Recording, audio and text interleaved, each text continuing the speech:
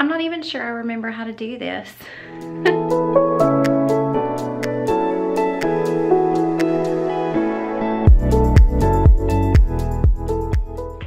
Well, I do still remember how to push record on my camera, so that's clearly not the issue. When I last saw you all, first of all, there were actually a lot less of you, so hi to everybody who has subscribed since I've been away. I am sincerely sorry for starting, up this YouTube channel and then vanishing. That was totally not cool, and I'm going to let you know where I've been. So if you've gone back and watched any of my old videos, or you've been around for a while, you know that I used to teach 6th grade ancient world history in South Carolina. And then my husband, who is in the military, was given orders to California, so we moved out here. We're in the middle of the desert, and there were no teaching jobs available. So I started looking as soon as we got orders to this place, and I believe I looked for almost a year and a half without any luck of finding any middle or high school history positions opening up. I got really excited actually because I saw a history position open in my district, and I called and was talking to HR, and they were like, actually that's just to get in applications in case we need somebody. That's not an actual position. So I was kind of crushed after that. And at the end of the summer, right at the peak when my teacher interviews were really getting going, I noticed that an hour away in the next closest district, a high school history position opened. But that high school was actually the closest possible school I could have hoped a position would open in, and I decided to apply. It was about a week before their school started back. School started back there within like the first 10 days of August.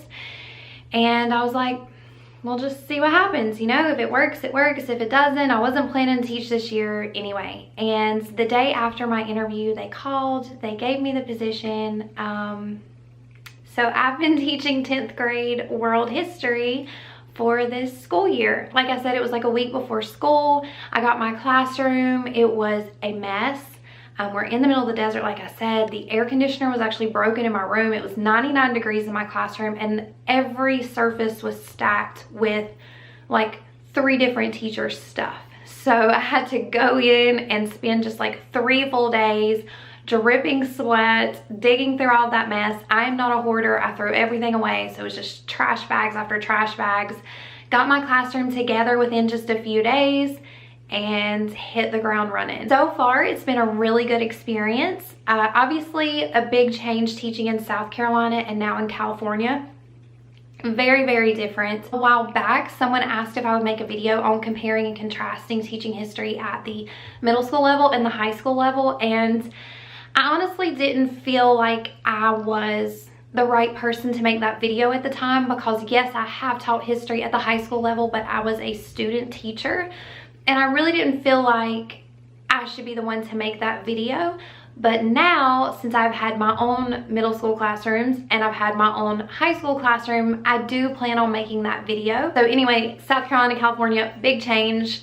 6th grade to 10th grade, very big change. And the one thing that has remained the same though is that I love being in the classroom. I love creating resources, finding new ways to try to engage students, and they're still kids, they still need love and attention. And so yeah, that part has remained the same. Anytime you switch schools, there's gonna be a transition period. You're working with a new staff, and every department at every different school is gonna be slightly different on how they do things and structure things. You're also looking at new administration. For me, I'm looking at brand new state standards. I'm looking at a totally different community. When you look on paper, the community that I worked with in South Carolina and the community that I worked with here, they had a lot of similarities, which was one of the reasons that I decided to apply to this school when the position opened. I really did my research before I went into that interview. When I did that research on paper, things that the communities are living in very similar situations. But then actually joining into that community, I've realized that while on paper they were very similar, I am now working with a totally different group of students and community. They have very different community values, and it's it's good for me. You know, I did my student teaching in Hawaii, and so that's a group of students in a community I got to learn about. And then in coastal South Carolina, that's a community I got to work with. And then I grew up in western North Carolina, and now I'm working in Southern California in the desert. And so I get to work with all of these different groups or get exposed to all of these different communities. But at the same time, that's a huge learning curve for me to make sure that I am engaging them and meeting their needs. And so, you know, adjusting into this community had its challenges at first. One of the things that I go into my classroom knowing that I'm going to do is build relationships with my students, relationships over everything, over content, over testing, over projects, over everything. It's the relationships that matter. And so going in with that attitude helped me a lot. But even still, there was a lot that I had to learn about them. And it's been fun. I have definitely had moments where I've missed my old classroom because it's very different from when you leave a school because it's not the right fit for you or you want to do something different, and when you're forced to leave because, you know, my husband got orders and we had to go. So I didn't leave that school because I wasn't happy there. I was very happy there. So there have been moments where I've missed that administration, I've missed that age level, I've missed that students and the content, but I'm also really happy where I'm at right now. Yeah, so speaking of which, my content changed. So even though I'm still world history, in South Carolina, I was teaching nomadic hunter-gatherers up through exploration. So if you are teaching that, by the way, I will link up here the playlist where I went through all of my units that I taught in South Carolina in middle school. But now I'm actually teaching 1750, which is almost exactly where I left off with my content, up through the present. And so that's been different. I'm also teaching thematically instead of chronologically. So when I was in South Carolina, it was chronological, which really worked well with that curriculum and the age group and where I was. So, you know, no regrets about that. But here I'm teaching thematically. And so my content is broken, or my units are broken down into themes. It's been really fun exploring teaching thematically. That's something that I was already aware of and very interested in when I was in South Carolina. I just had never tried it. The way that this was set up, when I came in, since I came in so late, they were already planning to teach their world history course thematically, the other world history teacher.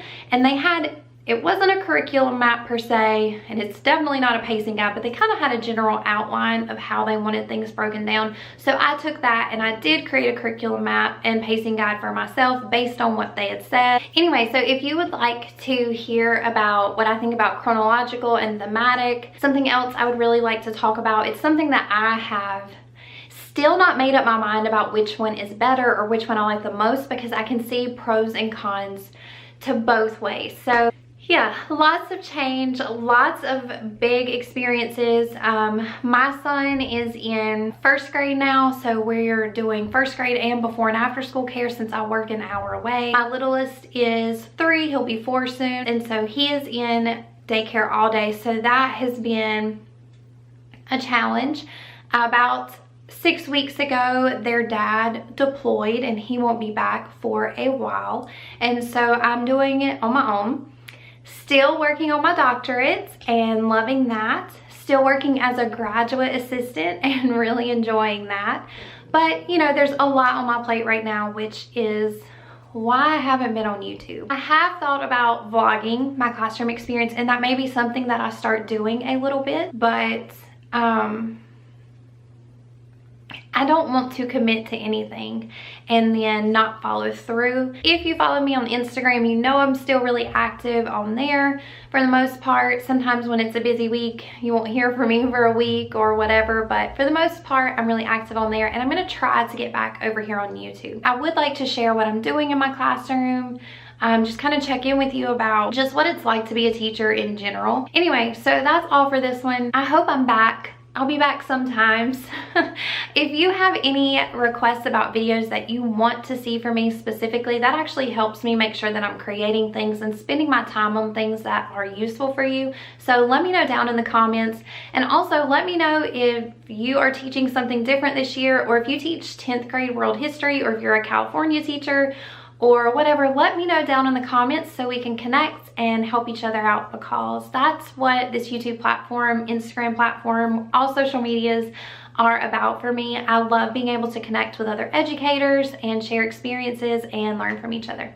Anyway, thank you so much for sticking around during my extended absence. I missed you all and I'm happy to be here, and I'll see you in my next video. Bye. Oh my God, I just had a brain fart.